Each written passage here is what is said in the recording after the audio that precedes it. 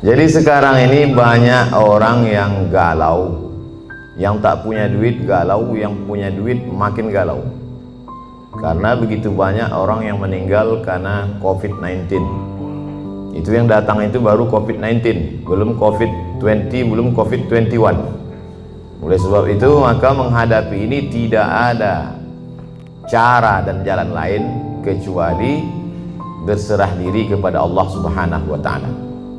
Kita diajarkan Nabi Muhammad SAW, mau ada COVID walaupun tak ada COVID, keluar dari mulut kita itu sama, la haula wala quwata illa billah. Jadi kita diajarkan itu bukan sejak ada COVID ini saja.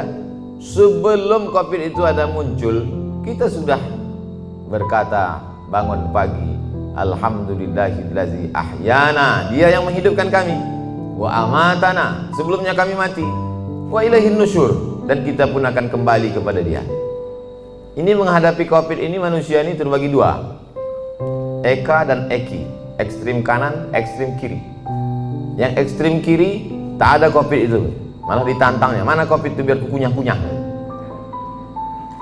Yang satu lagi pula amat sangat ketakutan COVID, semua dicuci, semua cuci, wali ke rumah semua cuci tangan, sampai saking seringnya cuci tangan sampai nampak contekan waktu SD dulu. Ada yang mengirim gambarnya ke saya. Oleh sebab itu kita ahlu sunnah wal jamaah berpegang wa kadzalika ja'alnakum ummatan wasata, kami jadikan kalian ini umat yang pertengahan, tidak terlalu berani kepada COVID karena dia memang penyakit, dia virus, benda itu memang ada. Virus ini ada dari dulu, virus flu, influenza, sampai sekarang belum hilang, maka banyak orang kena influenza. Virus penyakit kuman malaria sampai sekarang masih ada. Jadi yang namanya virus, kuman, bakteri, penyakit itu ada yang mati, ada yang tak mati.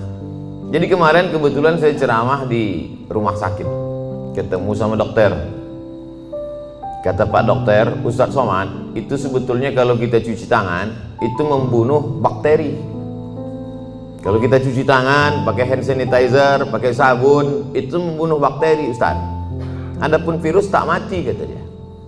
Saya tanya apa beda virus sama bakteri. Nampak kali bodoh kita kan? Masa profesor nanya? Ya, diam aja, saya angguk-anggukkan aja. Jadi Ustadz Somad, itu virus itu cara mematikannya bukan dengan cuci tangan, Pak Ustadz. Saya diam aja, saya dengar terus. Cara mematikannya itu jangan kasih dia makan. Makanan virus itu gula.